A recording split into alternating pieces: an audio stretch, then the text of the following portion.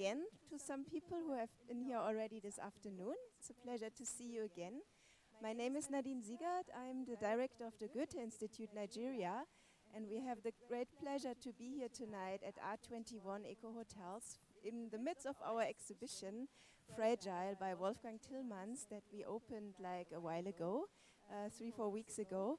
And tonight we have a very special event, a reading within and with Fragile, together with the Nigeria Liquefied Natural Gas Prize for Literature. And like about 3-4 weeks ago, my colleague Oludamilara Kolawole came to me and said we should do an event with them, we should do a session with them. And I was, yeah, like, okay, sure, let's do that. And in a very short time, which within actually 2 or 3 weeks, this event was put together. And I'm very grateful to the Literature Prize as a partner to work with us, thanks to Anne-Marie Palma-Ikuku in particular, who was trusting us to set up this event in this very short time. We are very pleased and happy to work together tonight, and looking forward readings of 2 award winners of the last years. They are Jude, Idada and Ibrahim. Both of them are here with us tonight, which is great, and we are very much looking forward to their readings and to hopefully future collaborations, because as the Goethe-Institut Nigeria, the German institution for language and culture, literature is of course one of the things that we are very interested in, and in the future we are going definitely to look more into events with literature and writers. So we also have a library that burned down, unfortunately, end of 2020, together with the Institute at City Hall, but we are currently also building up the library again, and we will have more books in the future, of course. So our library is also open for you, and we are welcoming not only writers, but of course also readers. And hopefully we see you soon at our institute as well. Currently we are at Annie Fawcett Street, just around the corner here on VI.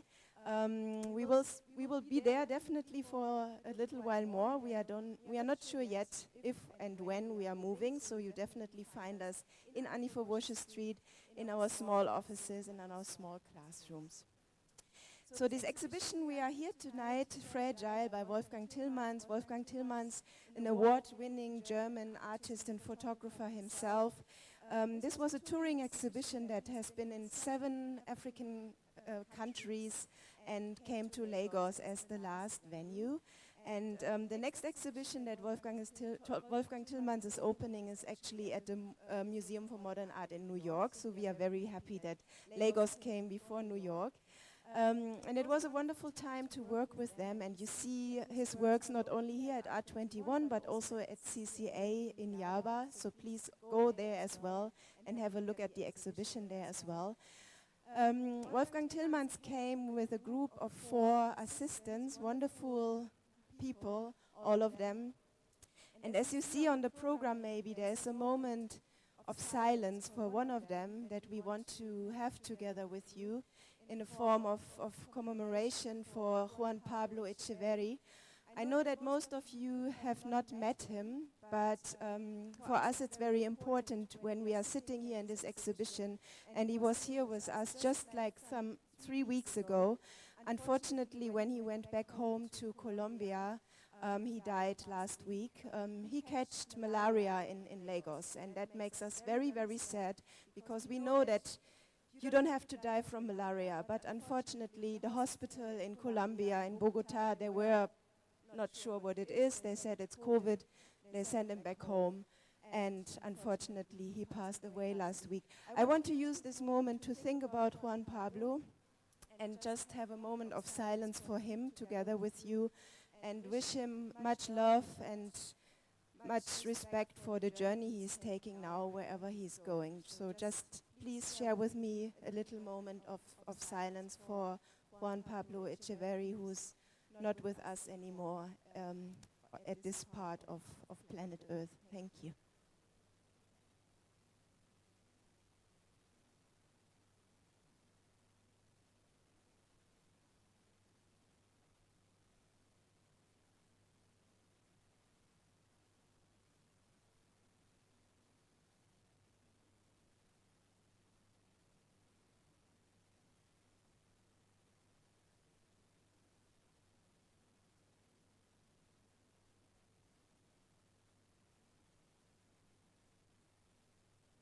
Thank you so much, all of you. You can find a picture of Juan Pablo on our Instagram page, and you can find also a link to his website there, because he was also a wonderful artist himself. I want to now use this moment to think deeper about literature and the role of literature in our life and in our society. It not only gives us a lot of pleasure, but reading also gives us a lot of thoughts. And I think this is also why we are here together, and to really reflect on the role of literature for societies, for our life and for our learnings. And yeah, this gives me a wonderful moment to hand over to Jaman Anikulapo, who is our moderator, our anchor for this evening. He's a very dear partner of us. We work with him in a lot of different fields. So it's a great pleasure to have you again tonight. And you will introduce us to the readers, the writers, and also, like, we're happy to have you to frame this evening. Thank you very much. Come back to our events and stay in touch with us. And thanks for attending this event. Bye. Thank you very much, Nadine. And we pray for the soul of Pablo, because he was part of mounting all of these works, and he did so much work here and at the CCA in Yaba. And he did that work, and then he left. That's the nature of the world. Thank you very much. I don't know whether I should make my political statement now. But let me start this session by saying that for some of us, it is actually very interesting that visual arts and literature are meeting in the same hall. My editor, who is Dr. Olayinko Yegbile, you know for how many years we're campaigning that the arts should meet. The arts should meet. Literature must meet with visual arts. Visual art must meet with music, with theater, so that everything is in the round. After all, in the African context, there is no demarcation between the drummer, the singer, the actor, the dancer, the cover. Everything rolled into one. That's why we say we're multi-skilled. But there's someone who is also in the business world, but is an artist himself, because you only need to encounter him and then you feel that. I'd like to invite Andy Ode, General Manager, External Relations and Sustainable Development, NLNG. The title is as long as those delegates in Abuja.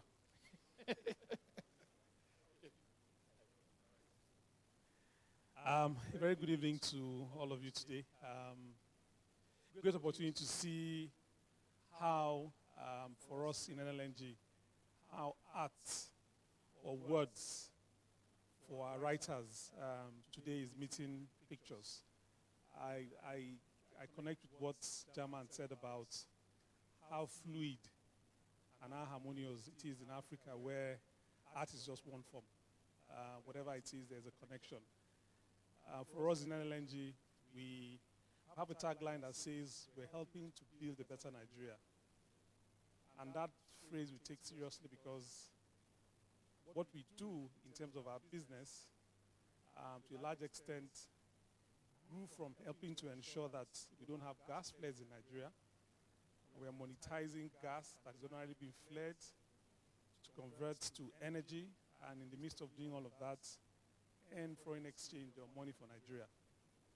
But in the midst of all of that, an area where we focus seriously is how we promote art, literature, and of course science. So we have the Nigeria Prize for Science, Nigeria Prize for Literature, Nigeria Prize for Literary Criticism, and I have my colleagues here who drive it, Avan, Marie, and Elkanah, who are the prime, at the background, they help to ensure that those two prizes for literature and the prize for science are fully promoted in Nigeria for Nigerians.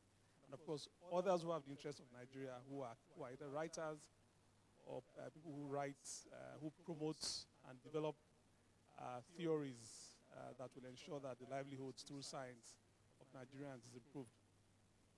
So today it's exciting for us that two of our past winners, Jude, Idada, and of course Abubakar, Ibrahim, are here today to share some portions of their work by reading to us this evening. But in the midst of all of that is how we in NLNG, for us, partnership is key wherever we find a platform. And I'm happy that German has been in this field helping to promote art and literature in Nigeria, especially in Lagos, over the years. So for us, where it begins to become very exciting is where businesses begin to partner with other organizations that are not businesses per se, not-for-profit organizations like the studio here and of course what you're doing in the Institute. For us, we see this as an opportunity to further enhance and entrench the value of art literature, singing, songs, drumming, dancing, and all of that. So today, to especially extend the gratitude of leadership of NLNG to say, look, we are happy to continue to partner with interested parties to promote Nigeria art, literature, and of course science. But of course this evening strictly is to look at what we're doing with literature and how our winning works are going to be presented today. But for the Goethe-Institut to say that we value this opportunity, we look forward to collaborating more with you, with or without German in the middle of all of this. But quite frankly, to say a very big thank you to all of those of you who are coming here today. And we're looking forward to listening, sharing, and of course interacting. Thank you very much. Thank you very much. I warned you that Andy is also a performer, and that you have seen. Thank you.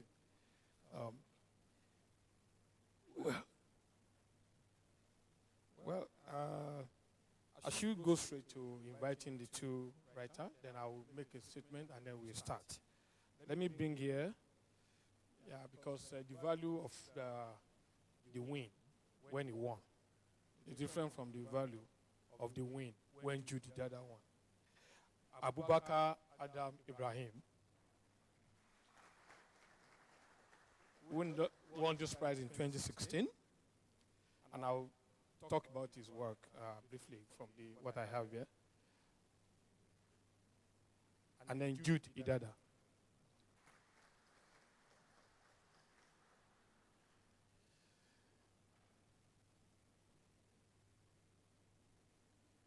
Of these three guys, there's only one person who is not a millionaire. And you know who that is. I won't speak more than that. They know themselves. You know yourself. Well, I think what we're doing here actually is like, let me use the word incest. Please bear with me. Incest, because these three guys have known themselves for a long time. I mean, we work together. We belong to the same profession. They're also journalists, apart from being writers, and apart from being literary activists. One is actively involved in the newsroom. He's an arts editor. You're no longer the art editor. You are the MD now. Okay. He's a big man now in the... Okay. So, thank you very much, NLNG. We're actually very grateful. There's a question I'm going to throw to the two of them at the end. Maybe to give us some, to understand why what we're doing there is very important. I'm sure many of us know that some literary activities in the country today are undergoing some terrible onslaught because we're too busy chasing light, water, fuel, delegates, running mates, placeholders, and we have no time to think of life. And literature is about life. Okay, so for reading, you have the choice to pick where you want to read, but I would just like to do a reading of the profile. Abubakar Adam Ibrahim is a writer and journalist. His debut novel, Season of Crimson Blossoms, Cassava Republic 2016, won the $100,000 NLNG Prize for Literature. $100,000, nobody's clapping. Okay. He's a Gabriel Garcia Marquez Fellow, 2013, and a Civitella Ranieri Fellow, 2015. Ibrahim was a 2018 Oshberg Fellow at the Idada Center for Journalism and Trauma at Columbia University's Graduate School of Journalism. In May 2018, he was announced as the winner of Michael Elliott Award for Excellence in African Storytelling, awarded by the International Center for Journalists in New York. Abubakar, I'll read Jude later, so maybe you want to start. We have one mic. Okay, thank you. I thought you'd introduce my Oga first, since I mean he's in a way he's, you know, my relationship to Jude is very funny because I think he's older, but in a way he's also younger because I won the prize before him. And when you look at the value of the money, because his is more valuable, right? The naira had gone up by then, so I defer to you, my senior.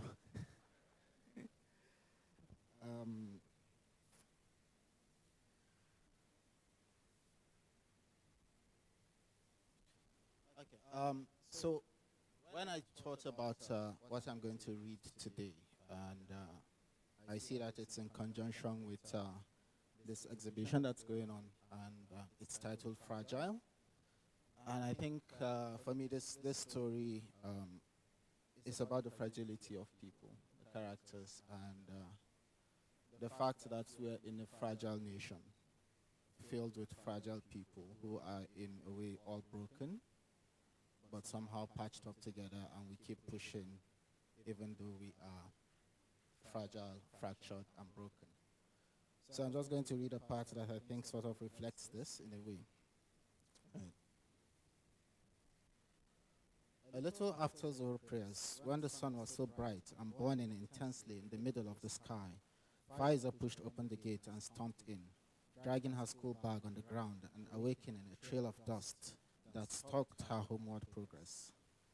Little Ummi ran to keep up with her, but by the time she reached the gate, Faiza was already at the front door. Huraira, stretched out like a cat on the couch, luxuriating in the breeze from the ceiling fan, looked up and saw Faiza's blurry eyes.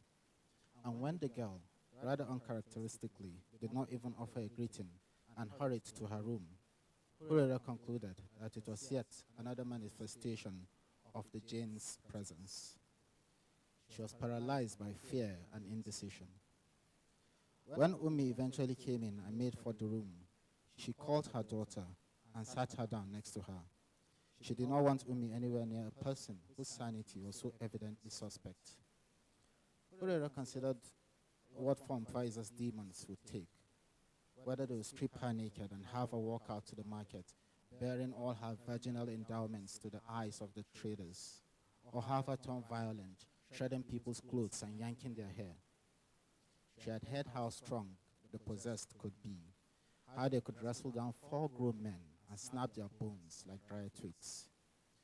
Eventually, after the minute hand had crawled and covered a quarter of the clock, Huraira got up and went to check on Faiza, muttering under her breath the verse she believed would shield her from iniquitous jinns.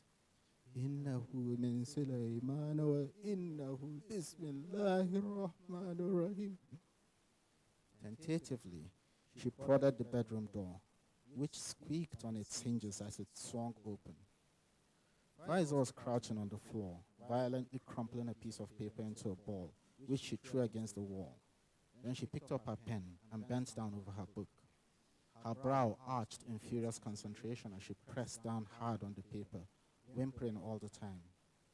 Huraira watched her, mesmerized by this Faiza, who was not Faiza. This entity sitting in their house, spotting violence onto paper. She ran to her phone on the couch and dialed Hajia Binta's number.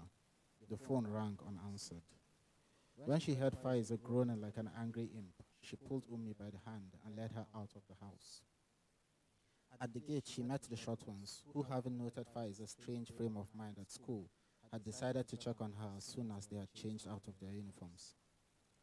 Hurera let out her breath. Faiza's jeans are raving. Jeans? What jeans? Yes, she's shredding things already. Karima paused the bubble gum she had been chewing.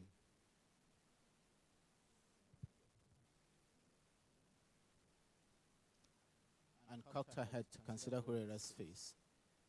Faiza is not afflicted by jeans.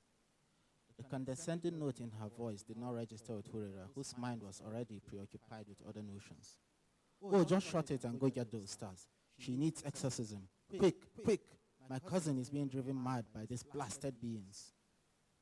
The sisters looked at each other, but the sheer hysteria evident on Hurera's face alarmed them.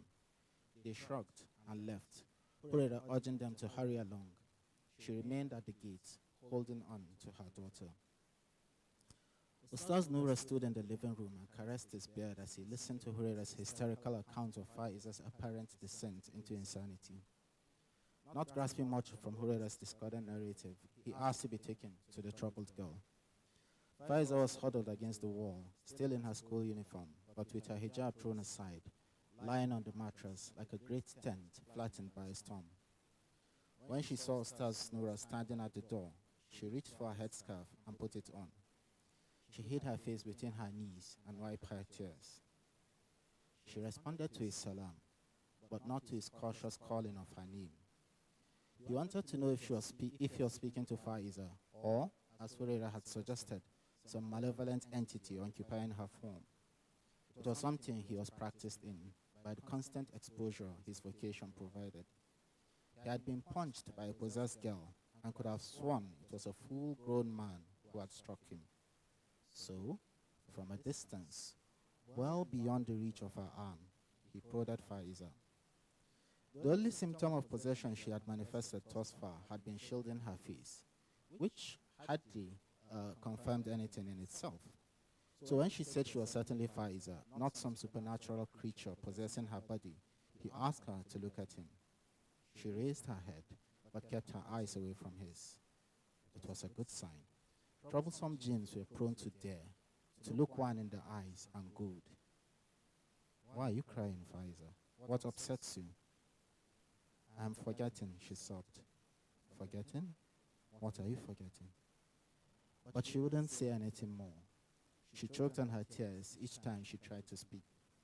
He turned to Hurera, who had been standing at the door, along with the short ones and little Ummi, and asked what Faiza had been writing. Hurera pointed to the crumpled paper Faiza had discarded. Ustaz Noura went and picked it up and returned to his place. Faiza, is it okay for me to look at what you've been writing? Can I unfold the paper? She looked at the ball paper in his hand and looked away again.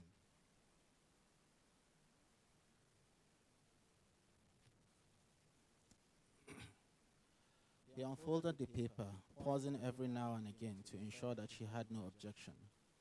The drawing was a rough sketch of a face, angry, urgent lines, thick eyebrow, a nondescript nose.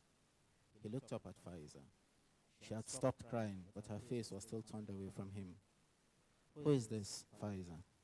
She sniffled. I've forgotten what Jamilu's face looked like. How can I forget what he looked like? How can I? He was my brother, and they killed him. They killed him right in front of me. She was overtaken by tears yet again. And the man, precipitously invited to confront other worldly rascals, suddenly found himself, or found before him, a devastated girl, possessed only by trauma and an immense sense of loss. Thank you. Thank you very much, Abubakar. I'll speak to the theme of fragility as we go on.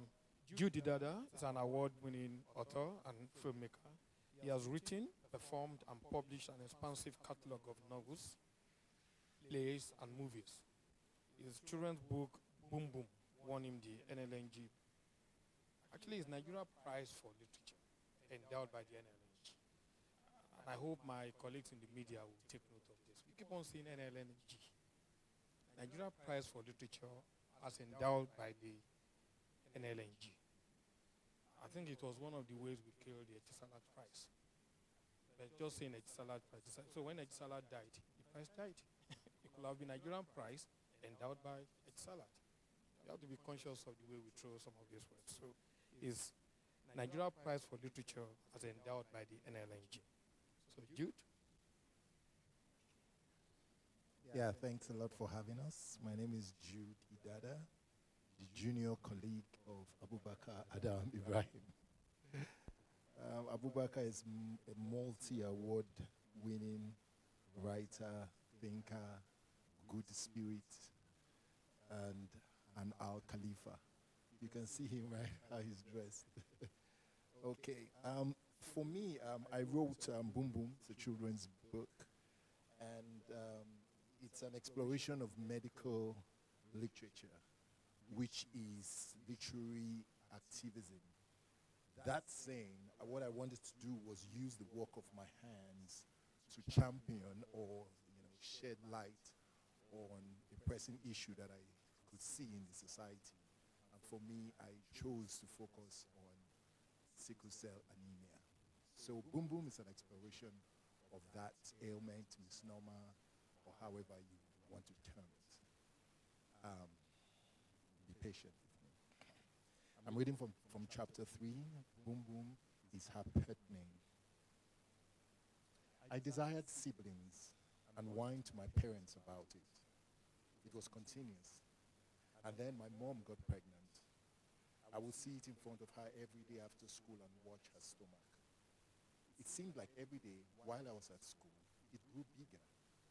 I would sometimes speak to the baby inside, and at other times, I would place my ear on it to listen to the movements of the baby, or just simply rub her big stomach. Finally, my mom gave birth, and the baby was a girl. She was very tiny with pink skin, curly hair, and the most beautiful face. I was elated. But it didn't last long, as I wasn't patient enough to wait for her to grow into a playmate. I also had to be very careful around her because she was frail and sickly. And the doctor had told my parents that she had the same sickle cell anemia my mom had. I remember how much my mom cried the day she was told that my sister would be like her. My dad didn't cry at all, but his silence was just like tears. It was heavy and very sad. I was too young to understand what was wrong at the time, and no one bothered to explain it to me. But the night my mom slept and didn't wake up, she told me that she and my dad should not have had my sister. She said that they should have known better because there was a huge chance that my sister would be born with the same illness that afflicted her, since my dad had the genotype AC and she had the genotype SS. She explained to me what genotype means as she moaned from the pain that made her tremble with heavy beads of sweat on her body. First, she told me about genes. A gene is what determines a characteristic you have.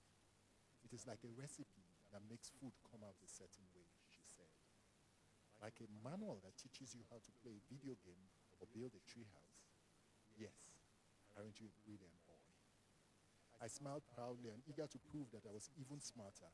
I asked the question, how do you get genes? She answered without missing a beat. You get your genes from your parents, and it controls how you look, speak, and behave. A genotype is the totality of the genes that is given to you by your parents when you are born. It is like the first birthday gift you ever received. But you get this while you are still inside your mom. So I got a genotype when I was in your tummy. Yes, you did. The AS genotype. AS? Yes, but it's not a bad genotype, even though it is not the most common genotype. What is the most common genotype? AA. How many genotypes are there? There are 7 major types of genotypes. They are AA, AS, AC, SC, CC, S beta thalassemia, and SS. The last one is the genotype that causes sickle cell anemia. I see. So your genotype is different from mine. Yes, it is. I have the SS genotype. I took in that information with a great deal of thought. She continued speaking. Everyone has a specific pair of genotypes, which they inherit from their parents. Some have AA, some have AS or AC, and others have the SS genotype.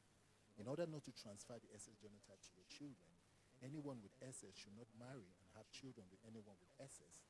Neither should anyone with AS marry and have children with anyone with AS or AC. Neither should anyone with SS marry and have children with anyone with AS or AC. Because in all those cases, the chances of having a child with sickle cell anemia is high. What genotype does Dad have? AC. I see. So in our case, you, my mom, has SS, and Dad has AC, and you both had me, who has an AS genotype, and your sister, who has the SC genotype. She had finished that statement for me, as though the information was something only she was permitted to speak about. It was tinged with guilt, and her words sounded like she was chastising herself. There was silence as the words left her mouth and hung in the air between us. It was a fact that we had both come to accept. My sister was carrying the same cross my mother was carrying, but my sister was luckier than my mom. Her pain was not as bad or as frequent as my mother's, because my sister had the SC disease, which is the second most common type of sickle cell anemia. She inherited the C gene from my dad and the S gene from my mother. Thank you. Hello. Thank you very much, Jude, Idada. First, how many of us have encountered these two books? Have you encountered the books? Okay, very few of us. It says,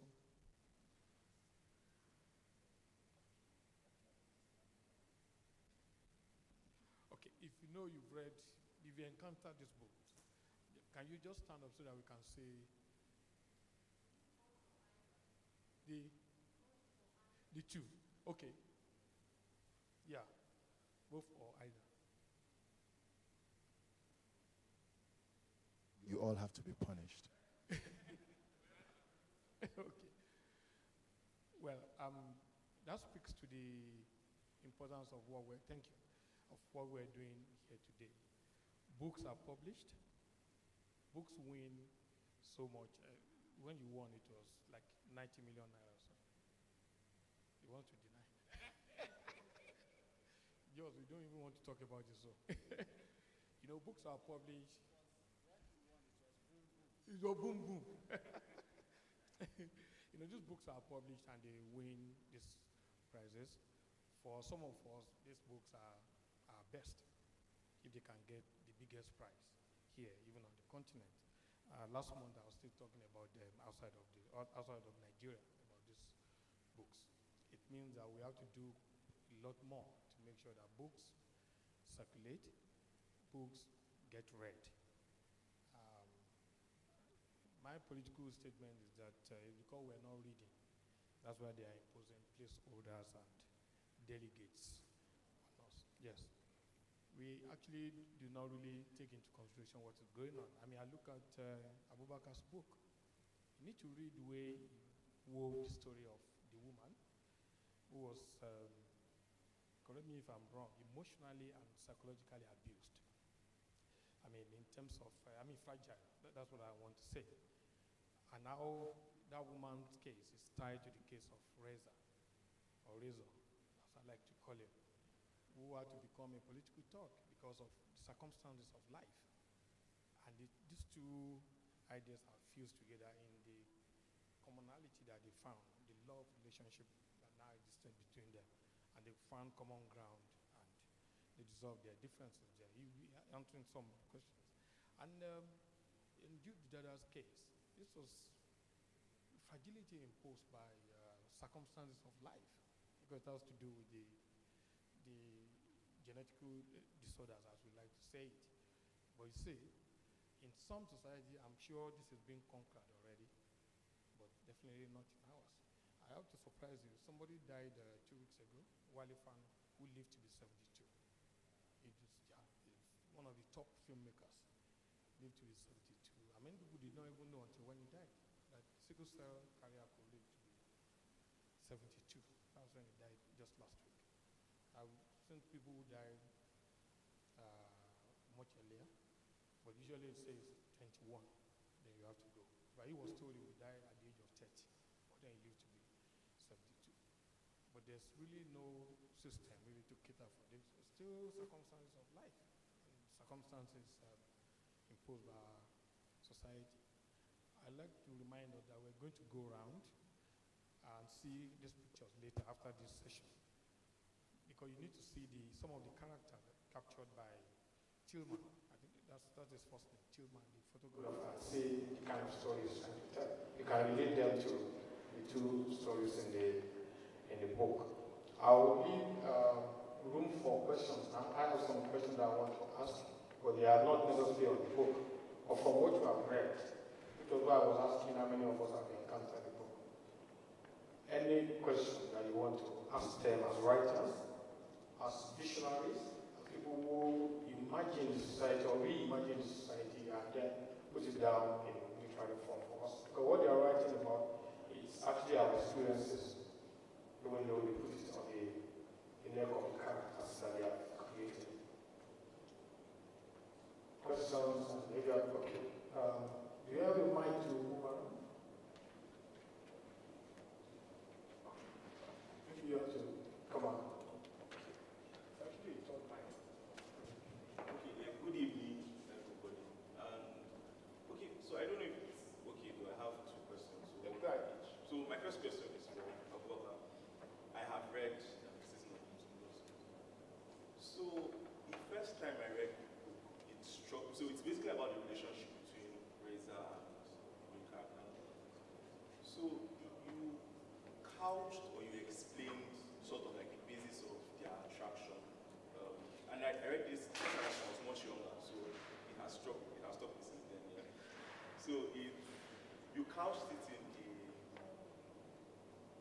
incestuous is kind of right? Because the underpinnings of the attraction, at least for both characters, was Reza, she reminded him of his mom, and he reminded me of her son. And both people were dead, so her son was dead, his mom. So I have always wondered why. Was that a conscious choice? Was that the only way you saw, okay, to make it believable, to explain why was that? Because you don't usually see older women and younger men in romantic relationships in books, and even in society, right? It's kind of frowned upon. So it's not something people talk about as much as you have like an older man. You take like a thing, sort of. But in literature in particular, you don't really see like an older, like actual romance stories, not an older woman. At least it's I have read. So I've always wanted to ask that. And so for Mr. Jude, so I haven't read this, but I was listening to a podcast about sickle cell. And so to see a sickle cell story from the point of view of a child that does not himself have sickle cell, why that choice? Was that to distance the story a bit, or like why did you choose to write it not from the character of an older, maybe the mom or the dad or the person that had sickle cell themselves? Thank you.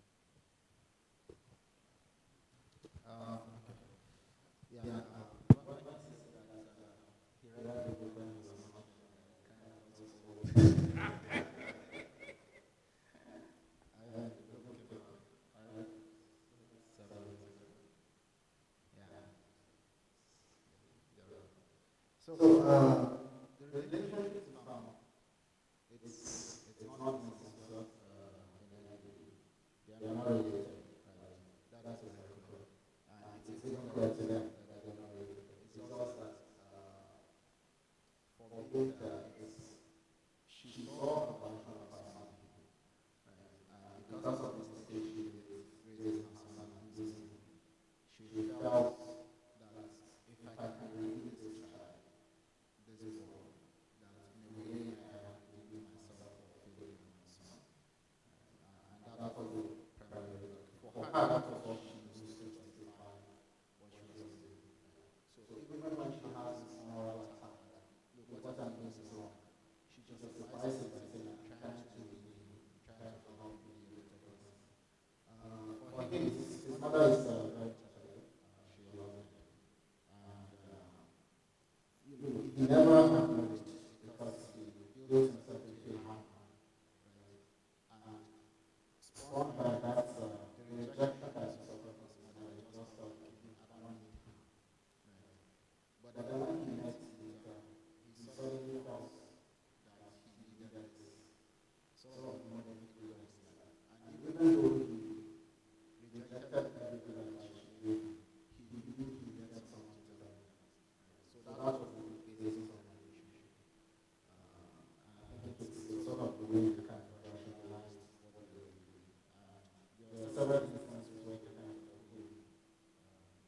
when they thought about the banana, this is not my money, okay?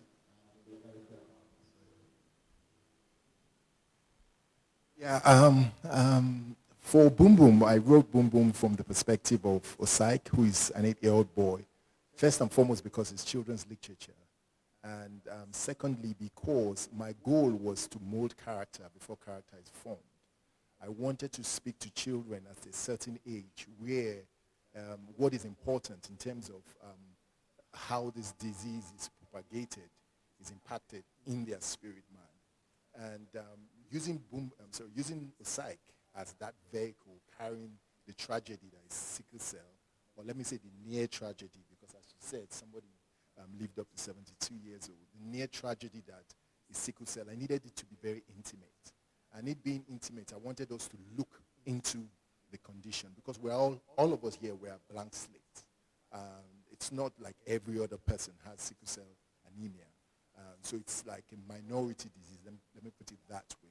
So I created this 8-year-old boy who is modeled after my nephew to tell us this story, for us to journey with him into that world, to feel his pain, his apprehension, to hear him get educated. And hopefully as he's educated, we are being educated along with him. I mean, it's a very deeply personal story and very emotional. And I remember that when I won the award, and obviously you never get to meet the judges before the winner is announced. And when the winner was announced, one of the judges came to me and said, "Oh, I couldn't talk to you before now, but I just want to tell you, I cried like a child reading the story, because your story made me feel like a child and made me experience the kind of pains and pangs that he was going through." So Boom Boom is a journey from the pages of innocence. And I want to believe that at 8 years old, we are all innocent, apart from the bad Pekins here that were born bad. Thank you very much. We didn't get you there. Everything has to do about humanity. This has to do with our humanity, actually. Whether it's the hard guy, Reza, or the Ajia, or Ozaik, it's all about our human experiences, about humanity, and that's what literature teaches us. That's what the art teaches us. So there was a hand there. 1, okay, 2, 3, 4. Okay. 4. Okay. So let's start with you. Please, your name first, because we're also broadcasting live on Facebook and YouTube.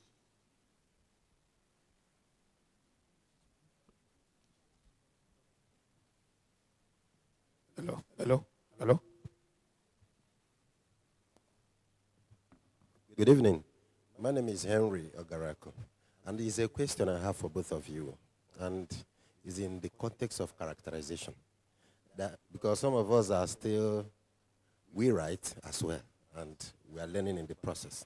Now, in terms of characterization, how do you conceptualize your characters?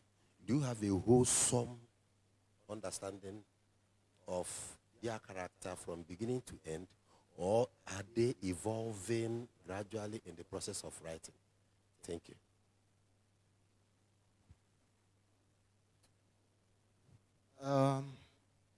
My experience with characters is that they tend to have a life of their own, right? And your duty as a writer is to kind of engage with them. Sometimes they come fully formed, sometimes they don't, and that is okay. But sometimes you get an idea of what this character is going to be like, and the moment you start writing, they evolve. And when that happens, I think it's okay to give them permission to actually evolve. Because sometimes you think, okay, I know where the story is going, I know what this character should be like. But if you allow the character to evolve the way the character wants to evolve, you end up with a better story. And from my experience, that has been the case. For instance, with Reza, very troublesome person. I don't like that boy at all. I don't. He gave me so much trouble because every time I stopped writing, it was because of him. Right. Because from the very first time I wrote the very first paragraph of the story, I knew how the story was going to end. How we move from the beginning to the end is something I had to negotiate with my characters, right? But every time we stopped, it's because Reza was like, no, we are going this way. And I'll be like, no, I'm going this way. He'll be like, no.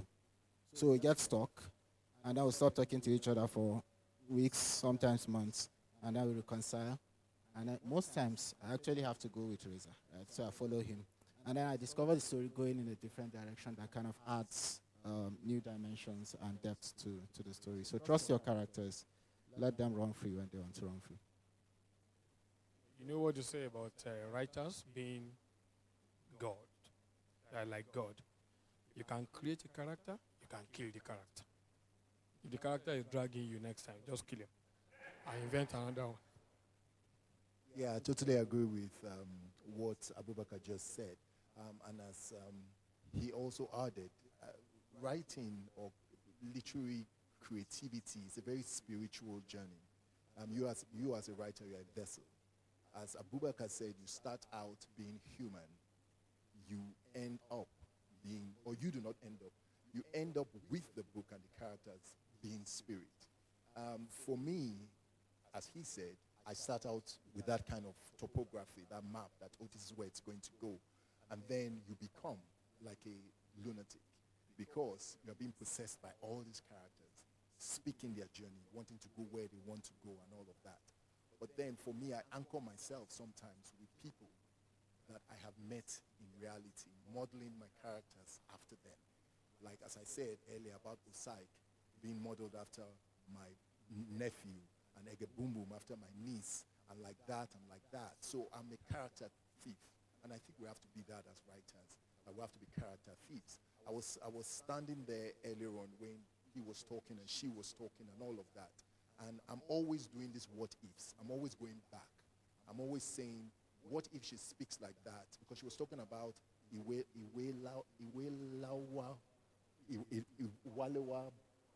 okay, books. And I asked you a question. Remember, I said, where is your partner from? Because what was happening to me was I was already doing the what if. I was already going back and asking the whys. And I think when we ask the whys for every time we meet people, every experience we go, we tend to develop humans in terms of characters and then relationships in terms of how those characters speak to each other.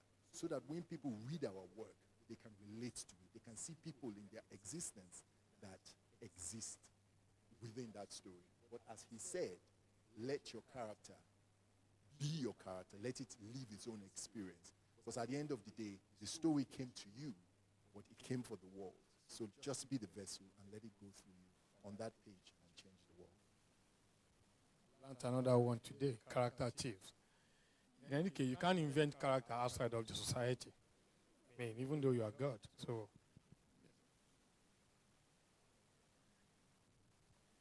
good evening, everyone. Okay, my name is Faith Uche Stevens, popularly known as DJ Electra. And my question is for you, Mr. Idada. I'm deeply connected to your book, to your story. I wish I could read it, but medically I cannot. My brothers and sisters suffered sickle cell anemia. My mother had 5 children. I'm the 5th child. I'm the only one alive. And I'm suffering with photosynthetic epilepsy at the same time. So I'm connected to her, asked her what happened, and she said she's AS. My dad is AS. And they all died. And I said, okay. So I came out as what? She said AA. So when you were reading the book, I was so emotional. I recorded it, and I'm going to play it for her when I get home. But like I said, I cannot read the book because medically I cannot concentrate and read. So I want to know what really, really inspired you to write this book. That's what I want to know. DJ Electra. Yeah, I'm so sorry about what you've gone through. My heart totally goes to you and your experience. May your 4 siblings, may they keep on journeying through the light and find peace in that place, be sure.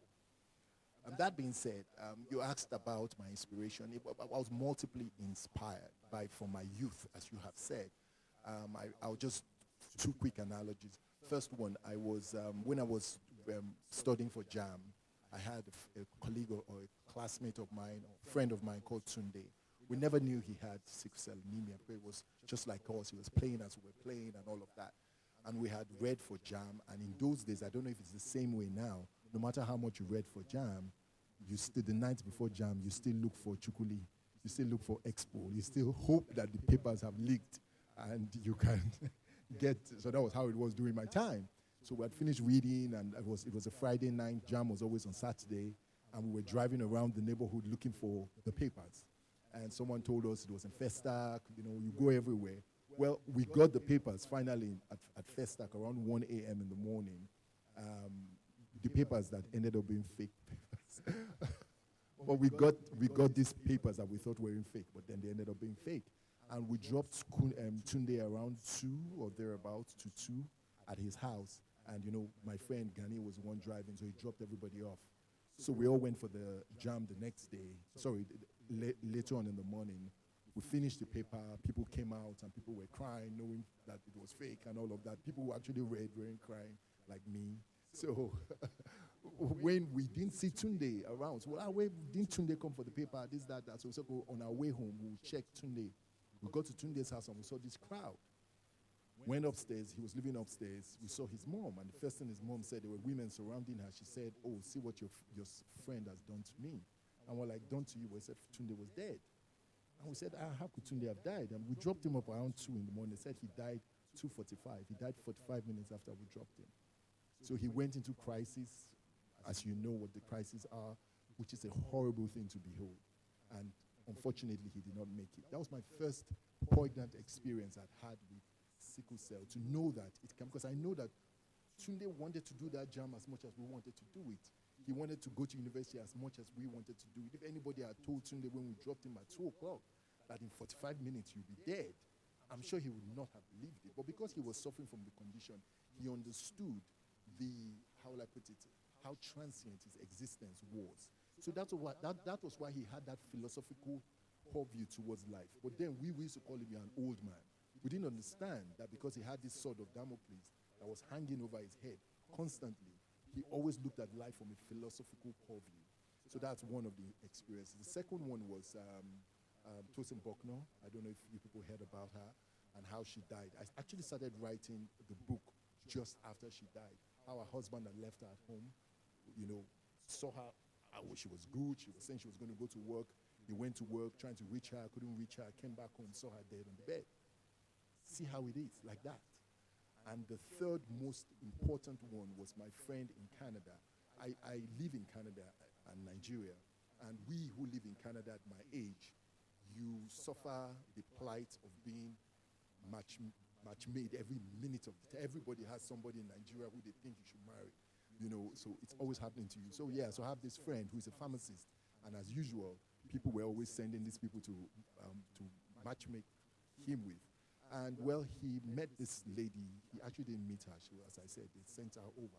And she had AS and he had AS. And everybody spoke to him about not going ahead with the marriage. But he was born again and all. But he was a pharmacist, so he should have known better. And he kept saying, no, God will not visit me with all of that stuff. He went ahead with the marriage, married the girl. They have 2 girls, and both of them have SS. And the 9-year-old girl, when I went to hospital for sick kids, she had a crisis. And I don't know if anyone has ever seen them go through crisis. It is horrible to behold. And this girl was screaming in pain. And she kept saying, Daddy, why me? Why me? And he would say, oh, God knows. It's God that knows. And I'll look at him. I'll say, but it's not about God. It's about you. You knew. You took that decision. You gambled. You did all of that. And look at what you've put this child through. So for me, I now decided that maybe I should write a book about sickle cell, and I should write it from the point of view of a child and for children, because what happens is that we speak to people about sickle cell when they are grown and they are ingrained in their bad behavior or their obstinacy. Imagine someone that is trying to get married, has dated the person for 4 years, spent so much money on wedding, you're coming to tell him, oh, you can't marry this person because she's here. He can't hear you, he's in a tunnel. So what about talking to people when they are 8 and 7? So that when they know about sickle cell at that time, when they get to the age of making lifelong decisions, they know the kind of questions to ask. What is your genotype? Thank you so much. Talking about text, calling on text, I would recommend that you see Taslim Miraj by Tunde Kelani. I'm not sure it's on Netflix yet. It's on Netflix. It's a very, very good film, very well done, and starred one of our top actresses, Kemi Lala Akindoju. You know, last week, I'm calling the third person. Last week was World Sickle Cell Day. Okay. And was this on Sunday? Okay. You know, when you are an on-pension pensioner, I watch television like 24 hours. So I hardly can pick the time.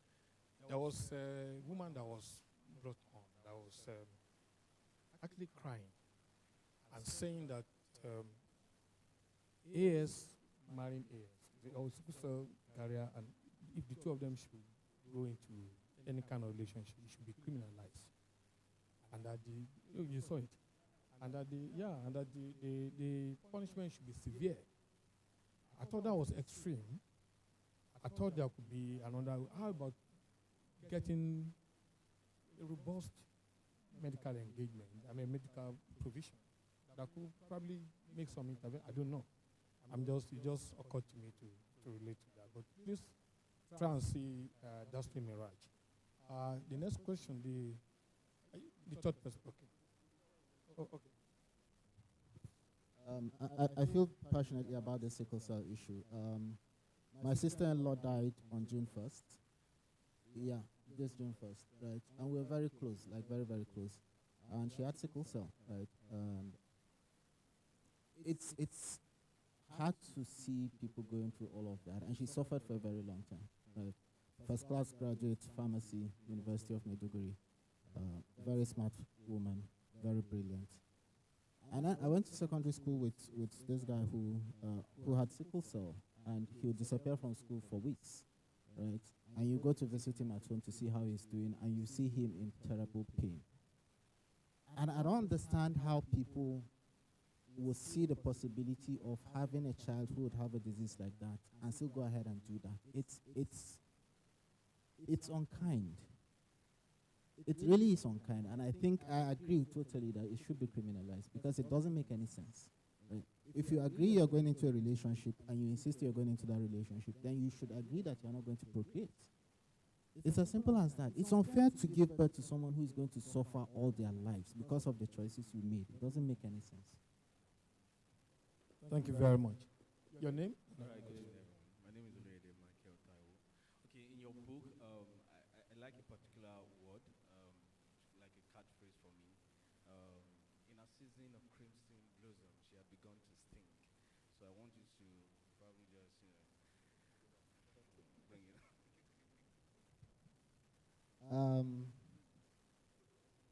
I think it's that analogy of the corpse flower. Right? There's a flower it's found in Malaysia, I think, or Indonesia, somewhere like that, where it doesn't blossom for 30 years, and it's this massive flower, it's huge. And every time it's blossoming, tourists go to see it because it happens once in 30 years. And then it opens, and it smells like a corpse. Right? And that's the attraction. It's called the corpse flower. So for Binta, right, the idea is that for all her life, she has waited to blossom. Right? She had always wanted to be this free, spirited person, but she has been curtailed by her upbringing, by the expectation that family, society placed on her. And up to that point, she had done everything that was required of her.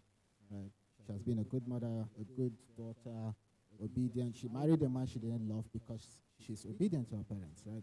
That was their choice.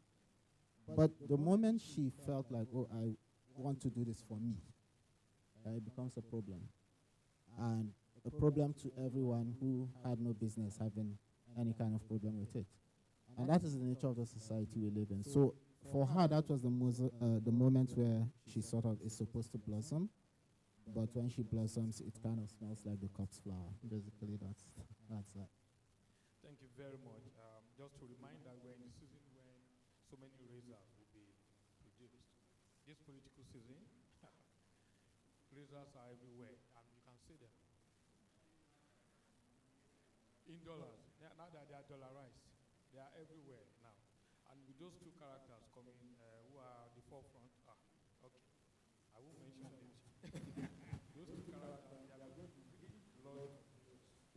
Will be bringing blood to all of us. So, these people could be very important for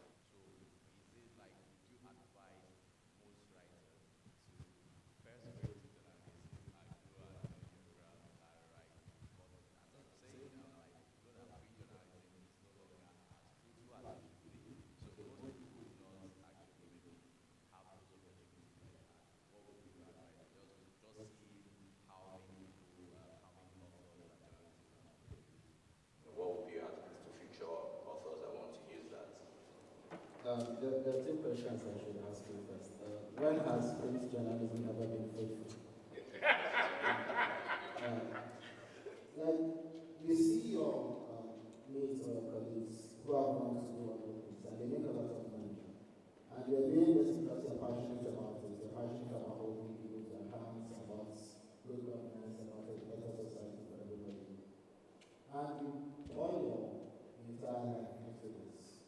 You maybe risk your life investigating story that you feel, okay, this will make our people see and change. This will make them hold this person or this government accountable for something.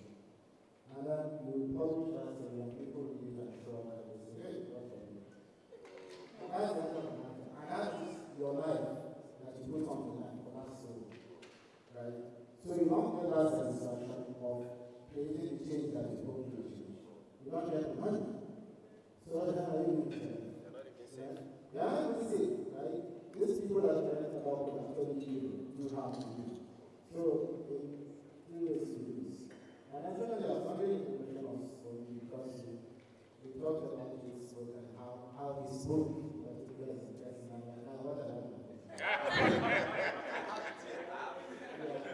But, anyway, for those who are still interested, their books are about, so those who for people who want to write, I don't know. I feel for me, I was a writer before I became a journalist. So I started writing quite early, and I decided I didn't want to go and study creative writing because I wanted to retain that rawness, and no matter how refined my writing is, I just wanted to retain that, without being streamlined by certain ideas or philosophies that I feel I may not adapt well to. But then I thought, journalism gives me the opportunity of kind of encountering people, encountering stories, and traveling. So I went and did that. So it doesn't always work that because you are a good journalist, that you're going to end up being a good writer. It really is not. They're two different things. Not everybody can combine both. But my guys here have done both. So. Okay. Yes, regards the guy who came and spoke. Yeah, you liked my book, but you bought his book. So, okay, well, that being said about journalism and all, there are different shades of it. For German, I grew up reading German, and then I religiously read Khalifa, Abubakar. But for me, I see myself more as a satirist. I write on Facebook. I've been doing it for like 10 years. I write nearly every day unless I'm out of commission. I look at society and I decide to mirror society through anecdotes that are satires, that are sublime, and very subtle. The hope that when I hold up a mirror to society, to people in society, they can see what is and hopefully see what should be. So it's interesting when I write stories and it means this thing, and I'm there and I'm reading the comments and people are laughing and people that I actually know are as guilty as the character in the story, and they are lamponing that character in the comment section. But then they come to the inbox and they say, Jude, thank you for that story you wrote today. It really made me understand this and this and that. And I find it very interesting how two-faced people can be, how they are public faced. Nobody wants to be guilty in public, right? And so in public, they join the mob to lampoon the antagonist or whoever in the story. But in private, they know that antagonist is them. So my own kind of satire or my own journalistic expression is more private. It's less rewarding than Abubakar does. He has a salary. But it's a lightning rod. It's personally felt. It's long suffering, and hopefully, I believe it is running marathons. So as long as nobody buys up Facebook and we take it private like they want to do to Twitter, I hope I'll still have that platform. Hello? Okay. Well, thank you very much.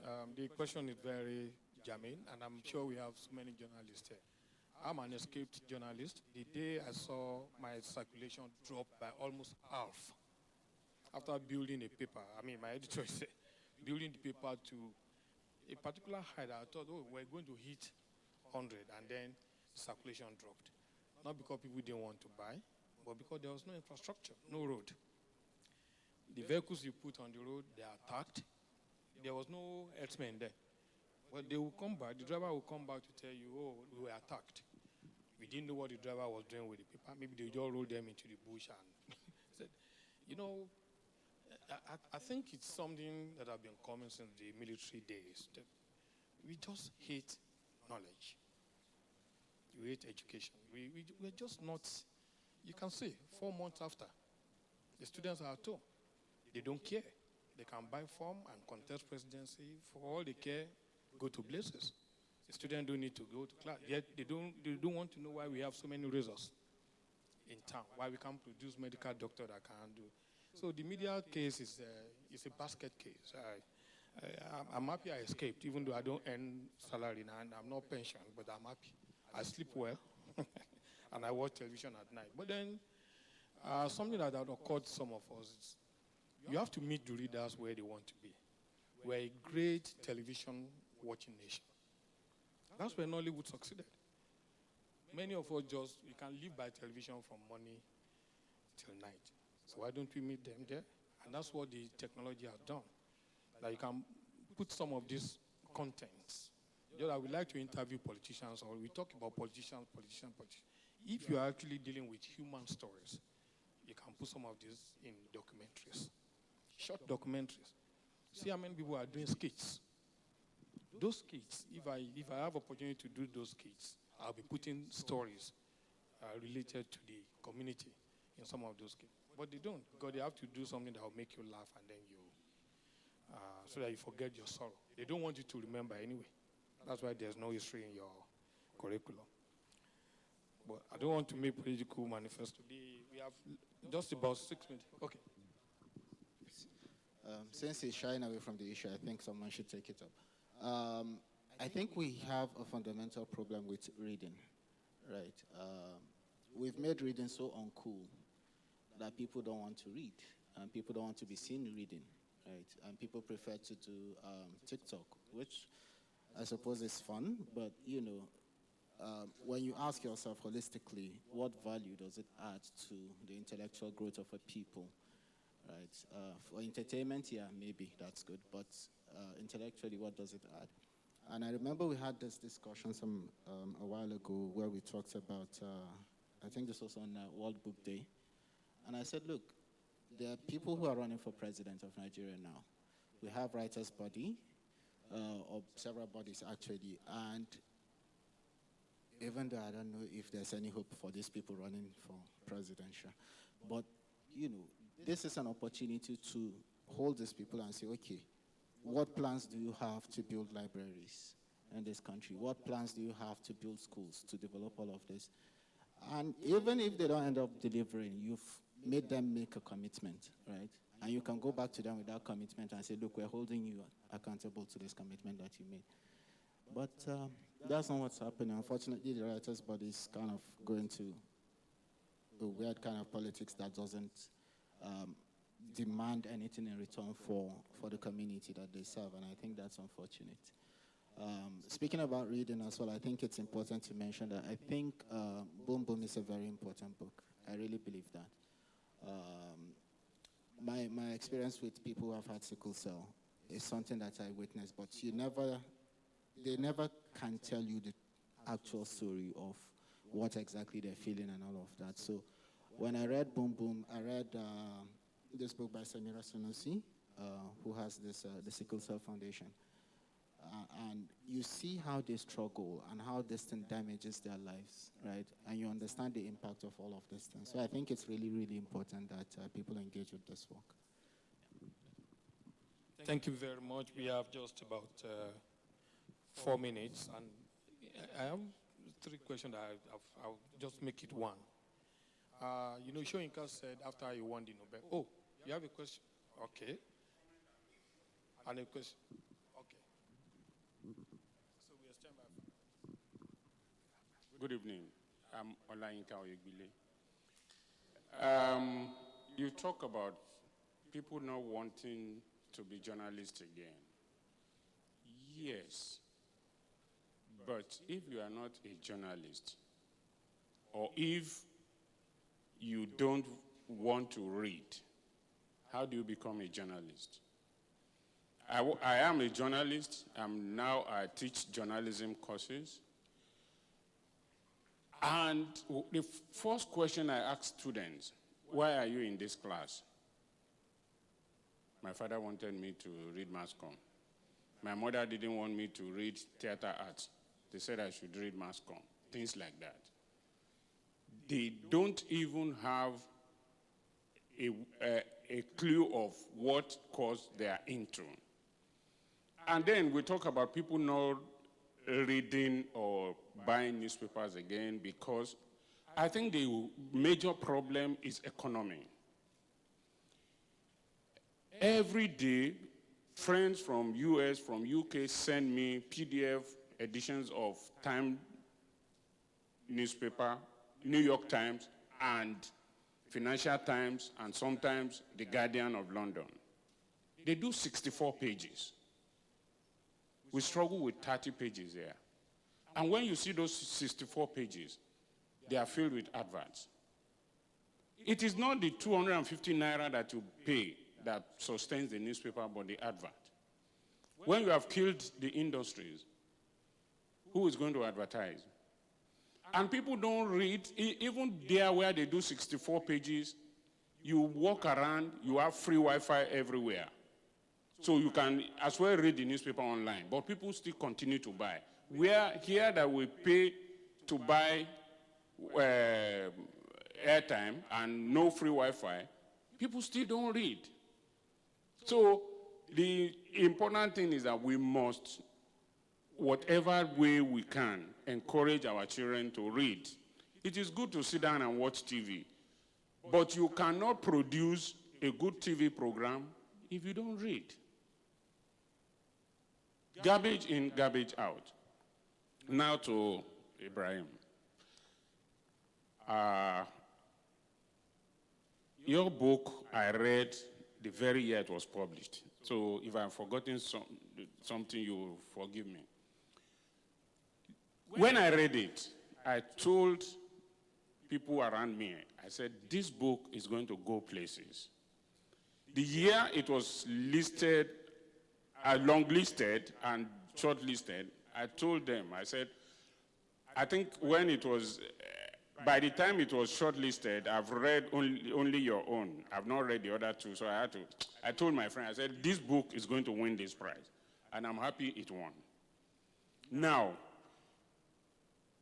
the character of Reza and Binta, for me, they were the most unlikely people to fall in love. Why? Reza went to the house to steal. Am I correct?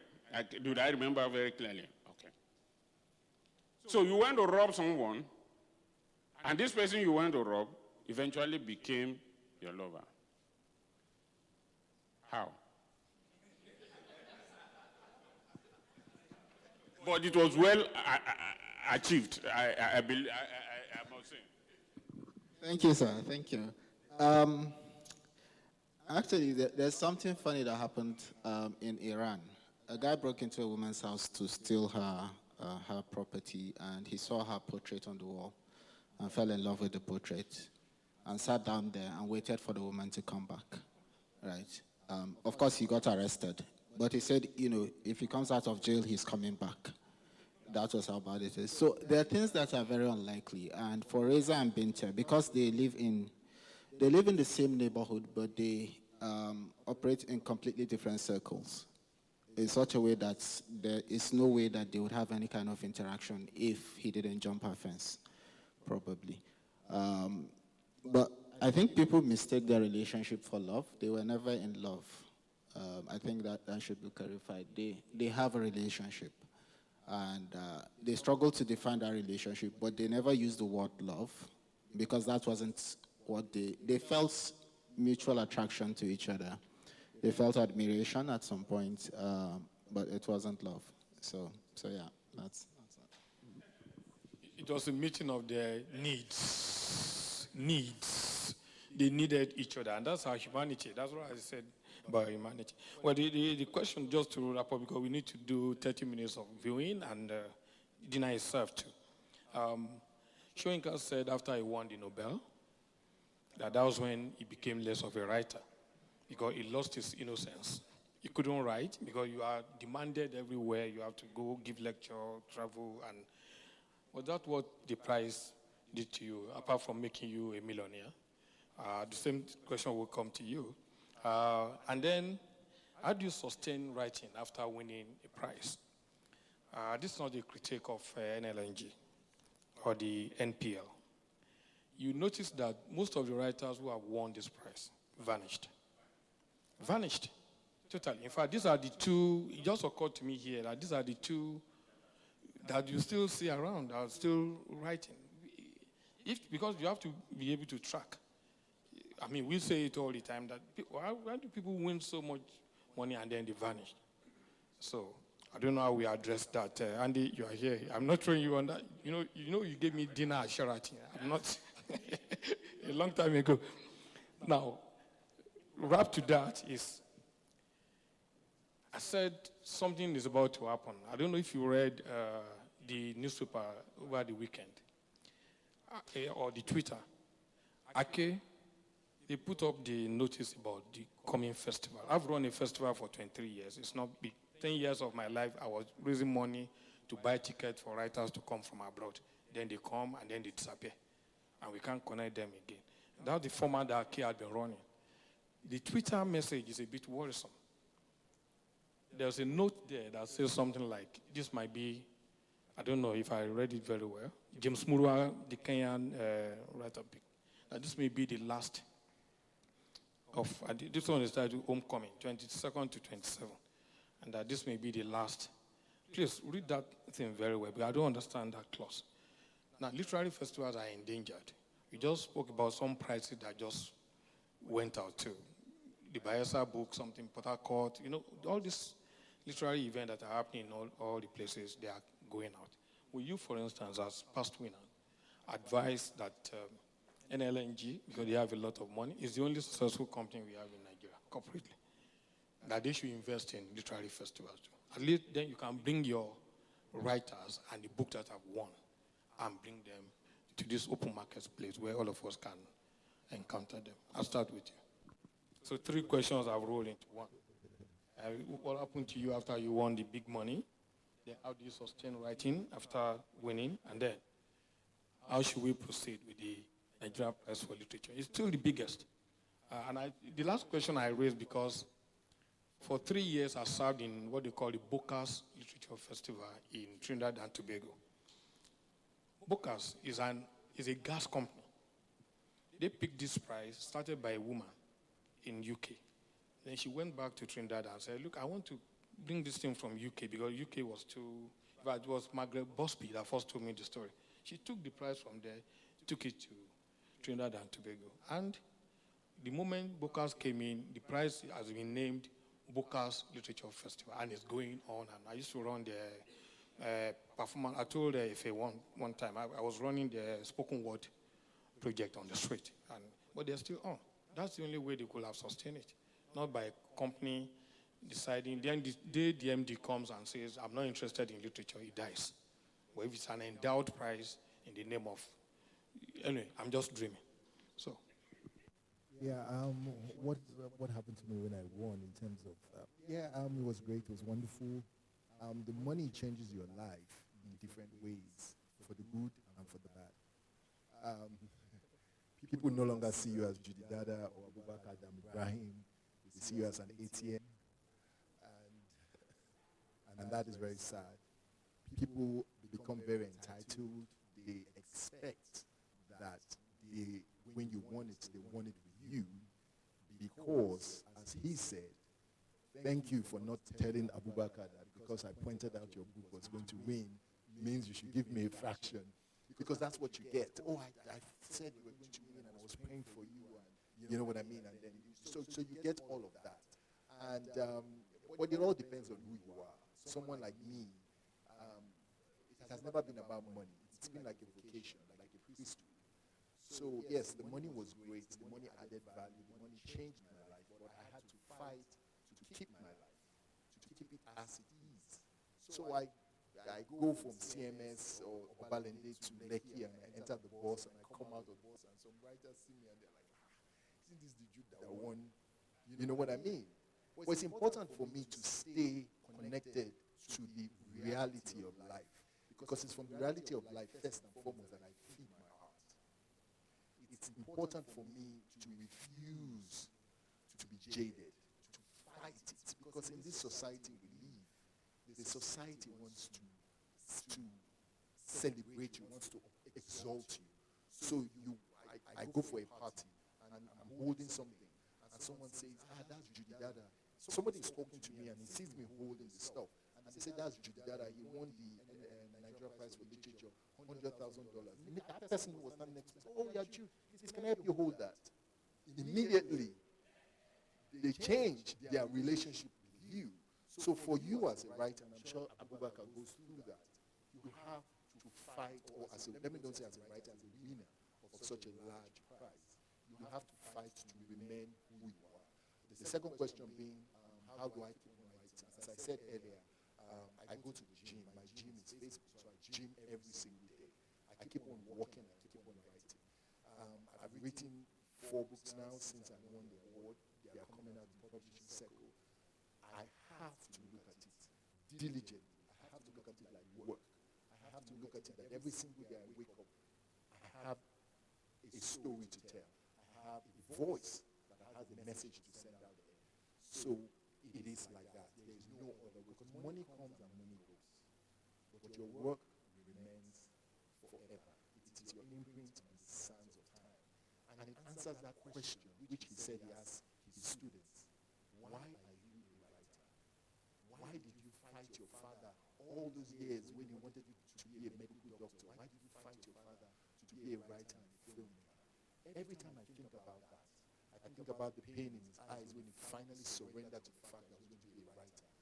I tell myself, $100,000 is not enough to stop this train from moving.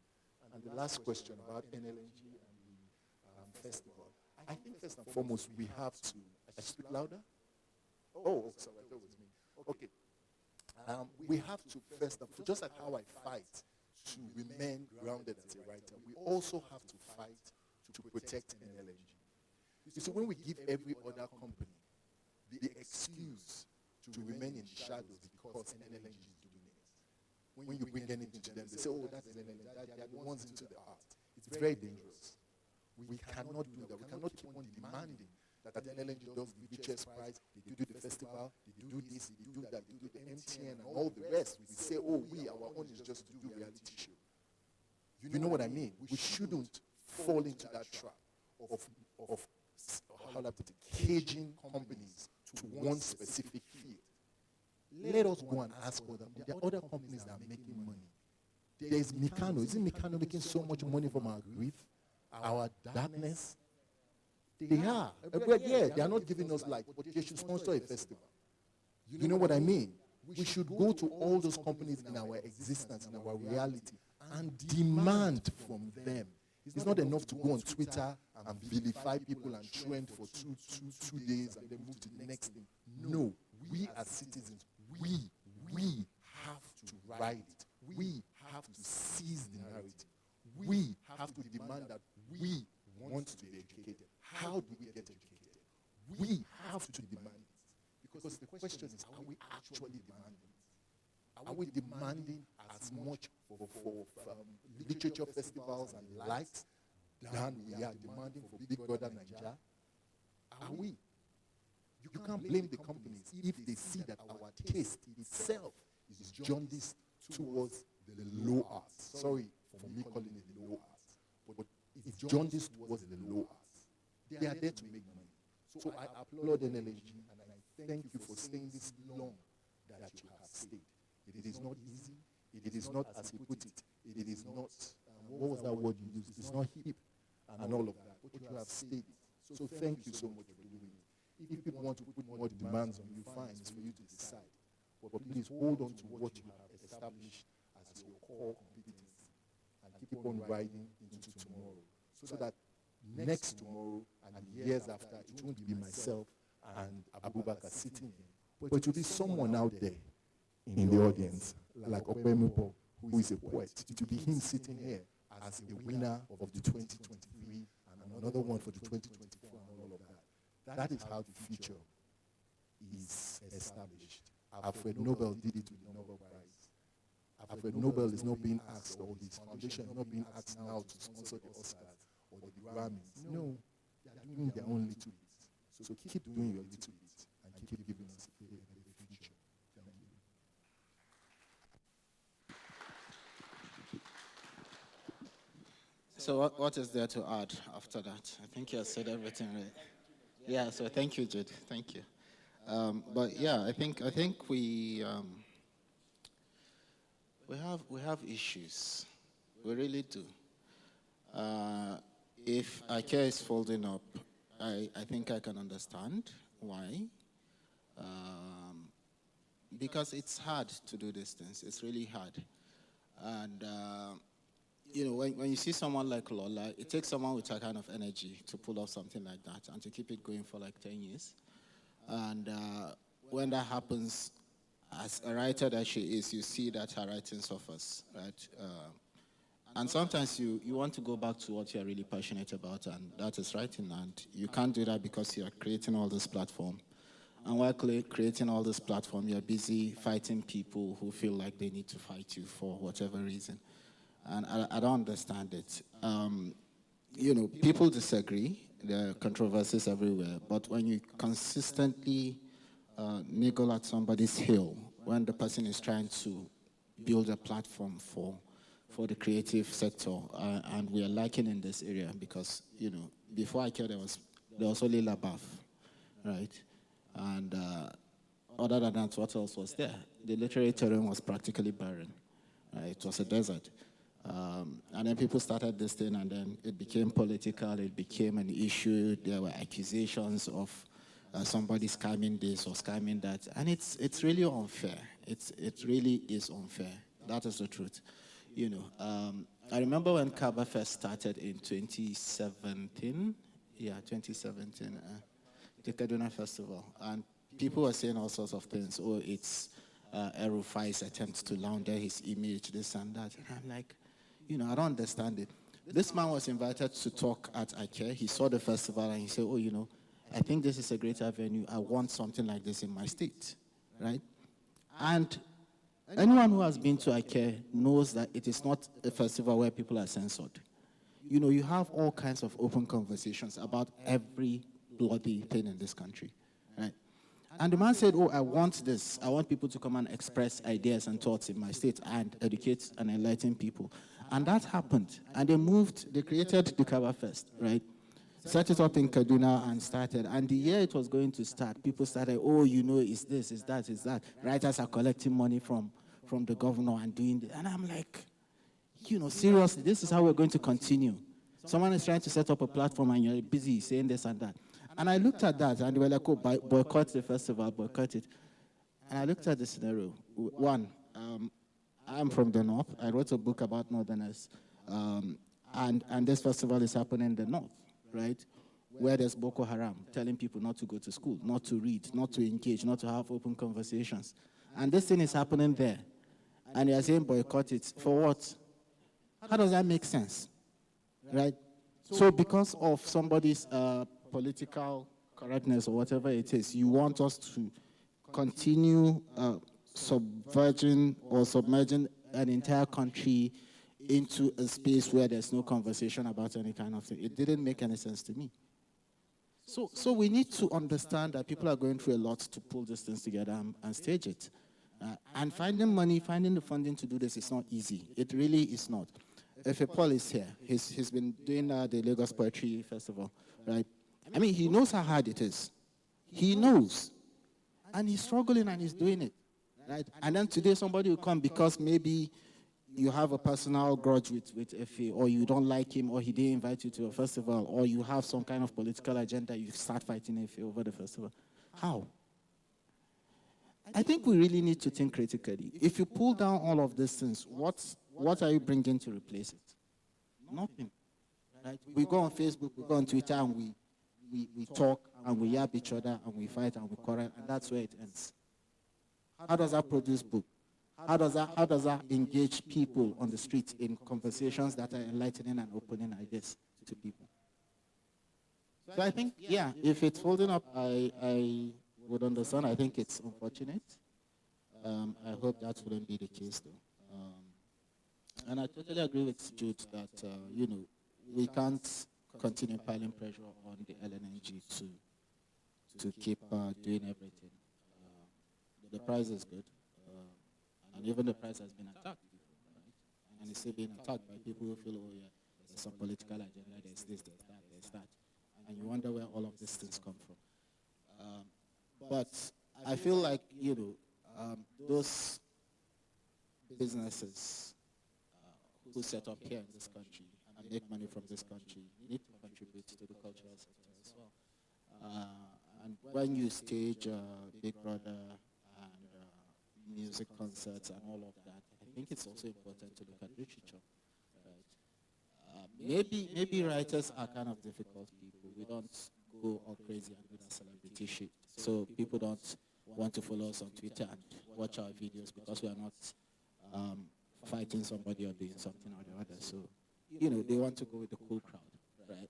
But this is the intellectual engagement that we need to feed our development. Yeah, we can go and groove and jump and dance, and it's fun, right? But we need to engage with the real issues. And it's only in the creative writing aspect that we kind of have this opportunity to do that. So I think we should put greater demands on these people and ask them to do that. So your last question is about the price and writing and all of that. I told people I'm a retired writer now. What? A writer cannot retire. Yeah, like Jude said, it's a struggle because of the pressure of winning this prize and because of dependency ratio in this country. That someone who wins a prize like that suddenly has to contend with all these expectations from people that you know, people you don't know, people who just hear your name and think you're an ATM. Right? And I'm not going to lie. The people I see and my relationship with them is they want to punch buttons and squeeze money out of you. And it's at a point it got too much. It made you feel inhuman. Right? And you have to fight to retain that. You have to fight to remain grounded. And for someone like me who's Jude is also like that, we're kind of quiet people. We just want to go into a crowd and disappear and sit down there and enjoy ourselves. And at the end of the event, go quietly. It doesn't happen often. But it's through these engagements that fuels, these are the things that fuel your creativity, right? It doesn't make sense for a writer to kind of hide himself, cut off himself from society, and think he's going to be able to write literature that is going to remain relevant to society because there's a disconnect, right? And that is a problem. So it's really important to remain grounded, and you have to clear your head, clear the space, and do what you want to do. And for people like us, that is writing. So no, has this made me stop writing? No, it hasn't. Even though I say I'm retired sometimes. I've been working. I have this crazy demand on myself sometimes. I write manuscripts and I put them away. And nobody sees it. And that was what happened. I had Dreams and Assaulted Nightmares, my next book after Season of Crimson Blossoms. And I finished it in 2018 and I kept it. And it was there somewhere. And I kept working on, I have 2 other manuscripts that I finished. When Dreams and Assaulted Nightmares was done, I think my publisher came to my house, and he's a crazy guy, brilliant writer, passionate about writing, about publishing, and all that. And he said, I'm not leaving your house until you give me a manuscript. and that was his demand. I tried to shake this guy off. He refused to go. Right? So I spoke to my agent, and I'm like, this guy's on my case. What do you do? She said, okay, give him that. So we gave him that. There are two other manuscripts that I have. They're with my agent, and I said, just hold on to this. And she did. And she's like, I want to send them out. And I'm like, no, hold them. You know, my thinking is I'm going to go back and revisit them at some point before we finalize. But, you know, that has happened. And again, my crazy publisher comes and he's like, give me another manuscript. So, again, I had to call my agent. Okay, this guy is back. His hala is too much. And so finally, we're getting another book out next year. Novel. This is the first time I'm announcing this. And yeah, there's a novel coming out next year. And maybe another one after. So yeah, thank you. Thank you very much. And that's the, and in any case, just an advice for the NLNG. You know, when you were awarding this prize, the kidnappers were not this active. Now, part of the prize, apart from $100,000, to also appoint bodyguards. No, you appoint bodyguards, like Burna Boy's bodyguard. Just make sure you don't shoot. So when I won the LNNG prize, the year after, Ike Goethe won it. May God bless his soul.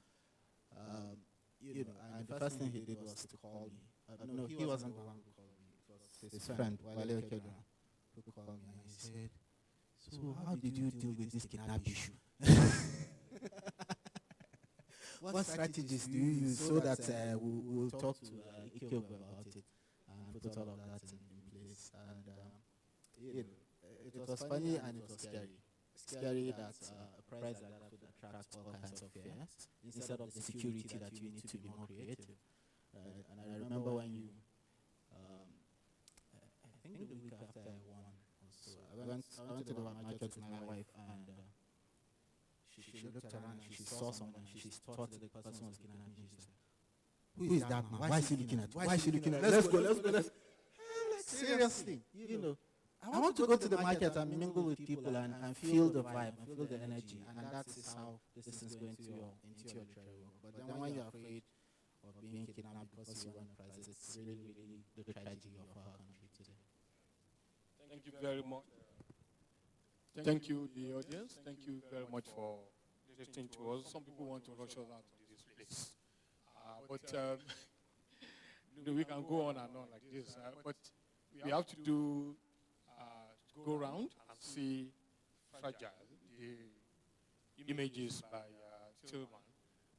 But then I was told at the beginning that Elkanah of NLNG will wrap up, just some 2 lines of notes, and then Goethe will advise us how we do the exhibition tour, and then the dinner is served. That's what I meant. Elkanah, please.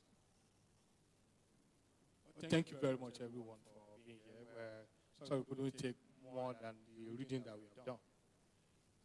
Hopefully we have more of this kind of event in the future. Thank you, Jaman. Hi, Abubakar. Hi, Jude. Hello, everyone. Good evening. It's been a lovely evening. And we've read from their books. I recommend you look for those books. If you've not read them, read them. They are beautiful stories, I must say. And we'll always look forward to hearing from them every time. This is a beautiful collaboration, as you can see, Goethe-Institut and Nigeria LNG coming together to showcase this talent. Also, German is a talent too, so we're not forgetting him right in the middle. You know, we thought that this is a great opportunity to hand some of you prizes. Now, some of you who are here, we invited you, you participated in a trivial Nigeria LNG 33rd Incorporation Anniversary Trivial on social media, and you answered questions related to them as well. If you recall, we asked questions about the prize winners, how many we have, and about some of them, and some of you got those answers right. So I'm going to call out some names now and have our general manager here hand over or hand you your gift prize. And we're just going to do this very quickly. Please, if you're here with your friend, tell your friend to bring up your camera, take a picture, post this, tag Nigeria NLNG, say that you picked up your prize at reading night with Jude and Abubakar, an event hosted by Goethe-Institut in collaboration with Nigeria NLNG. So tag Goethe-Institut, tag Nigeria NLNG, tag Jude, Idada, tag Abubakar, tag everybody. Okay? So first on the list is Oluwa Tomiwa Adetayo Ogumande. Please step out. Thank you, Mr. Andy. All right. Okay. Yeah. All right. Okay. Congratulations, Alima. Thank you. Adetong Ogunleko.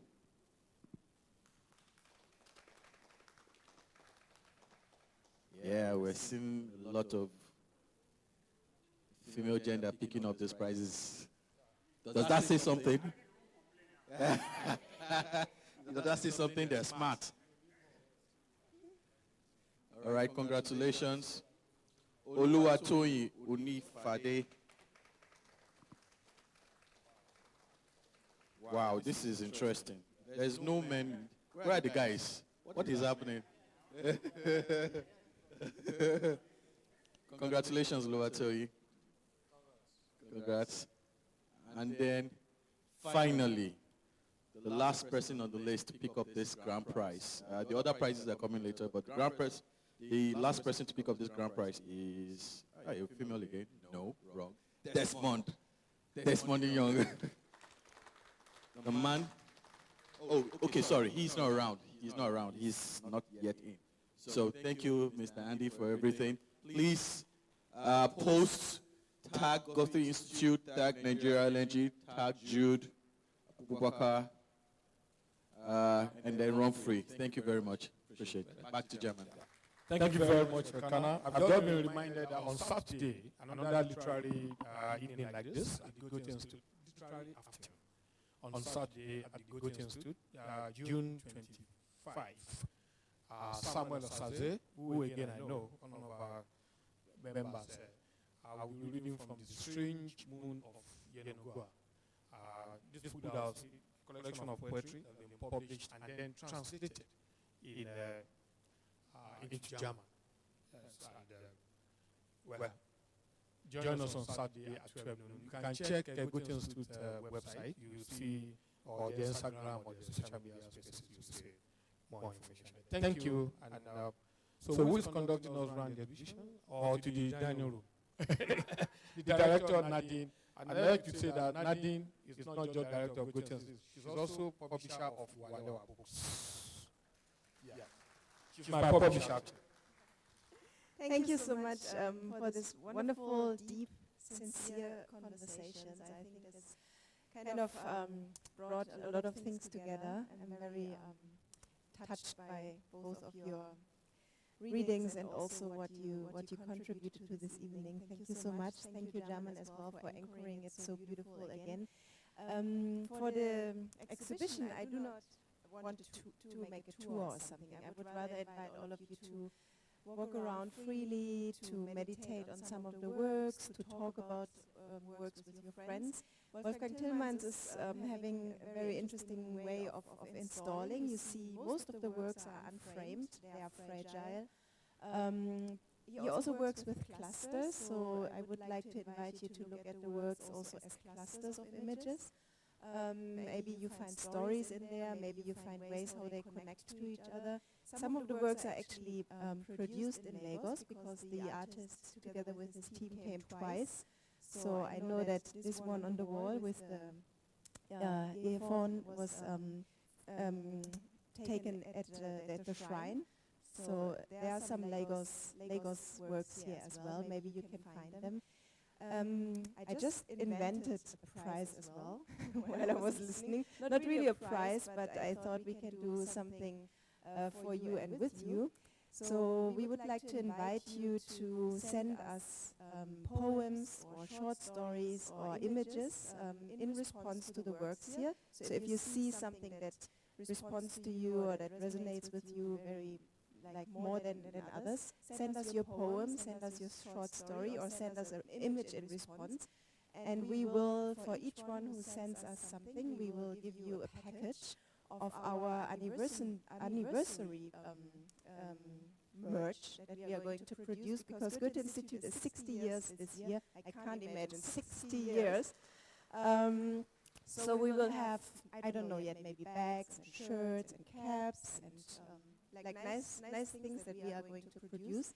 And each of you who is sending us a poem or a short story or something, I will promise you will receive your special package from the Goethe-Institut somewhere between September and November when we are going to celebrate. So send us your creative works. Thank you so much.